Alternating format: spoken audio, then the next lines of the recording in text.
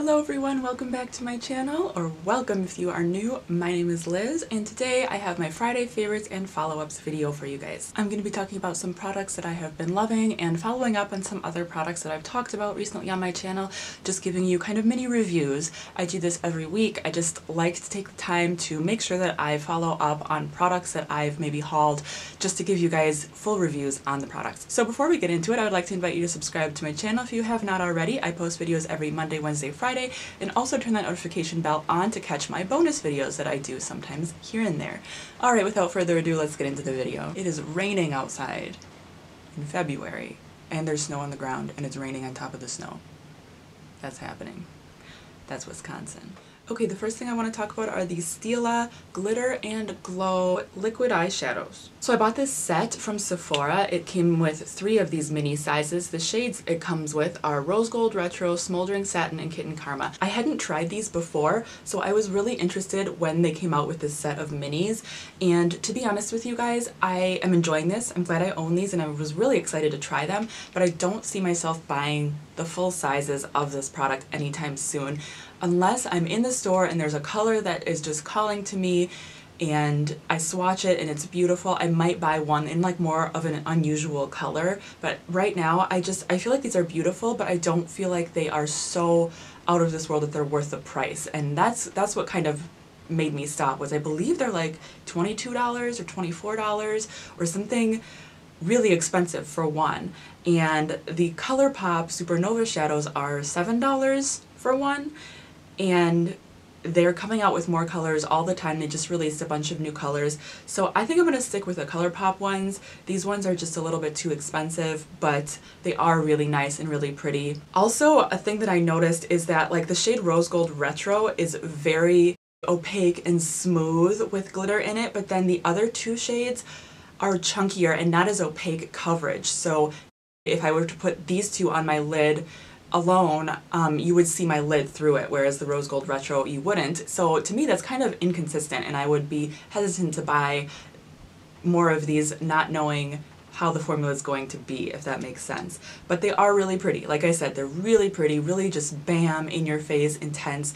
I like using these as an accent when I've already completed my eye look, to just kind of bring a little bit of glitter to the look. So they're really pretty. I just don't see myself buying a ton more of the Stila ones. The ColourPop ones, yes. Stila ones, probably not. I also forgot to say, I do have a tutorial on this look coming on Monday, so if you are interested in that, stay tuned for Monday. Okay, the next thing I want to talk about are these BH Cosmetics liquid lipsticks. These 2 shades are a little bit patchy on the lips, and it could be because they're darker shades. I often find with especially inexpensive brands that their darker shades of liquid lipstick are patchier just by nature, so that could be why, but I find that these are a little bit patchy, and the formula is kind of actually like more chunky than the formula of the lighter shades. So these slightly lighter shades, I have this bright red and this more of a neutral, kind of a taupe brown. It looks more like almost purple maybe, and I don't know, it's like a taupe.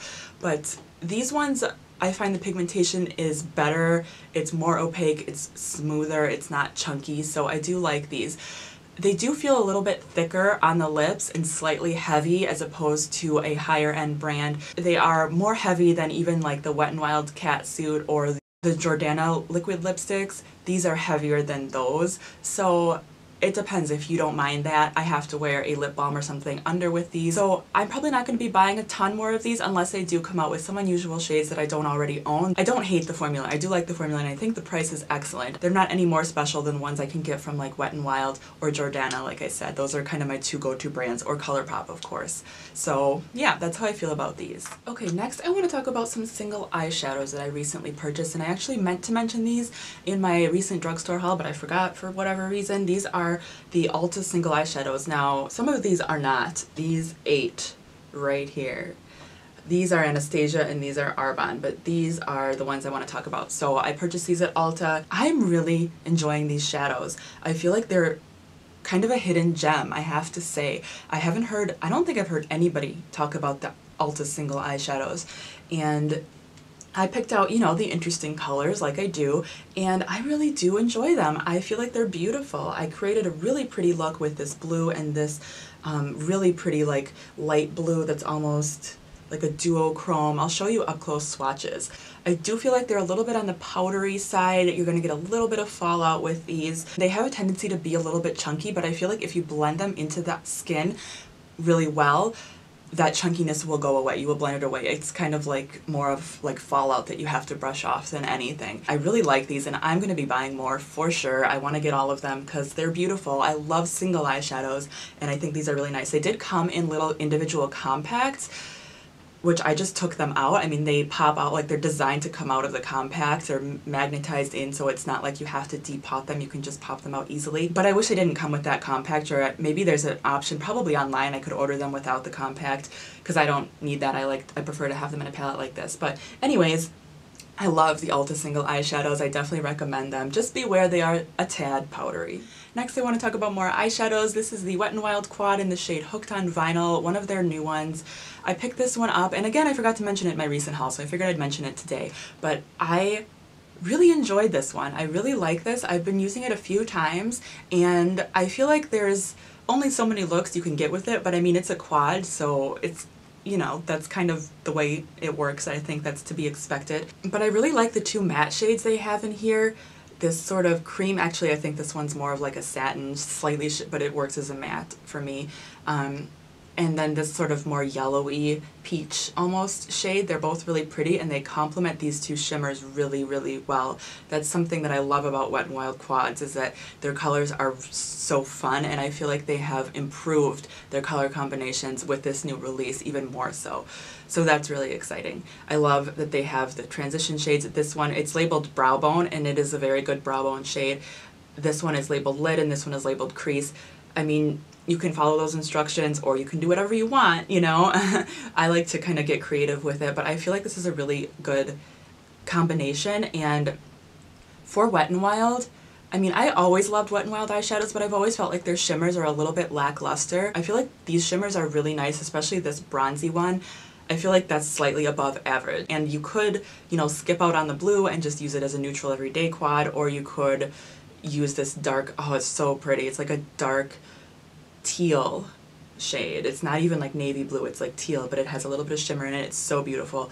I love it. That's why I bought it, because I wanted to play with this color scheme and I'm really enjoying it. So I definitely recommend this one. Okay guys, lastly I wanted to talk about KL Polish. I have never officially reviewed this brand on my channel, so I wanted to give it a quick shout out, and I've been posting pictures on Instagram of some new KL polishes that I got, and I've been getting a couple questions if I like the brand, if I like the formula, if they're really that great.